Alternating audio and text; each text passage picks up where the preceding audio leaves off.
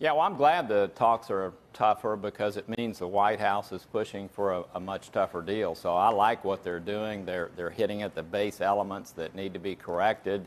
Instead of taking a cheap deal where China just agrees to buy more goods from the United States. So I like the direction they're going. I hope they'll keep at it. I hope it'll stay tough until we get equivalents, if you will, for U.S. companies there and others. You okay with walking away if it looks like no deal can be found? Absolutely. You know, I didn't like what we did with Mexico and Canada. I didn't like what we did with Europe. I didn't even understand how you could do that under a national security designation. I do like what we're doing with China, and I think we ought to stay with it, not give up simply. The economy is doing well for our country. And I'm glad we didn't put this last round of tariffs in place. But, you know, the lack of access that we have in China is inappropriate. They're violating WTO rules, and we need to stay at it. So I like what they're doing and appreciate it. Hey, Senator, one of the other things that Steve Bannon was talking about was that even if we did get a tough trade deal, that China is going to be, in their view, at least this organization, an existential and ideological threat to freedom in the United States for 5, 10, 15 years. Do you? I mean, we can't just suddenly get lulled into a false sense of security watching what happens militarily in terms of nuclear, in terms of so many different things that, you know, if you look at two superpowers going at each other, I don't know if can we be frenemies, do you think, eventually?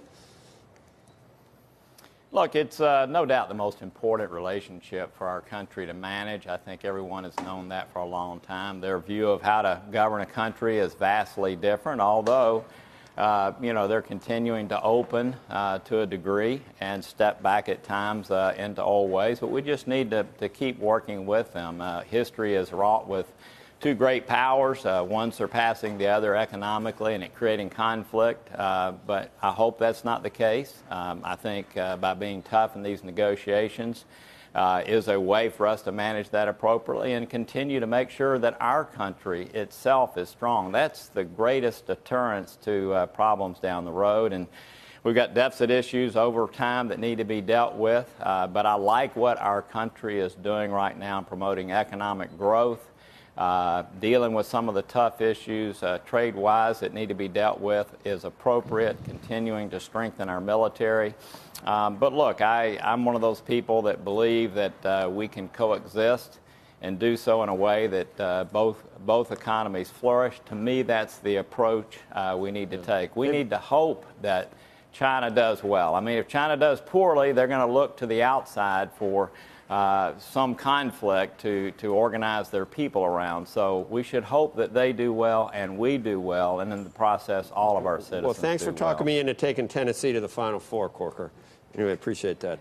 Hey, I'm going to tell you, hey, Joe, I'm in one of the great cities in America today. Chattanooga, I'm back in reality here. We have a company getting ready to launch an outstanding futures exchange here in just a little while. Great entrepreneurial city, great place to be. And as a matter of fact, Don Miller told me he was going to invite you down to play with us at the Honors this April. I look forward to doing that. Since I was a kid going through the Smokies, I've always loved Tennessee, one of my favorite places, honestly. It's beautiful. I love it. Hey, Bob, you're a businessman, too, and there are some concerns about the economy, what's happening. We saw the GDP numbers revised yesterday to lower than had been expected for the fourth quarter. Also, Warren Buffett was with us yesterday talking about what he sees when it comes to the BNSF rail car loadings. He watches those on a weekly basis and says when you take out some of the issues like the flooding in the Midwest, you can't look at maybe the last couple of weeks, but even before that, they were starting to see a bit of a slowdown. They're looking at 15% just in that rail of all goods that are being shipped across America. And he says if you see a slowdown there, that is something to kind of pay attention to and watch. Between that, the inverted yield curve, how do you add it all up? What do you think is really happening? Yeah, look, I couldn't hear everything you said. It's a little garbled down here, but look, obviously, the numbers were disappointing for the last quarter. I hope we can sustain this. I'm like most Americans, loving seeing the wage gains that we're seeing across the spectrum as it relates to employees all across our country. And yes, we need to pay attention. I'm a fan of the chairman of the Fed. I consider him a friend and a very steady hand. And I think he has seen this. Obviously, there's been a lot of discussion over the last couple of months about that. But, yeah, we need to pay attention.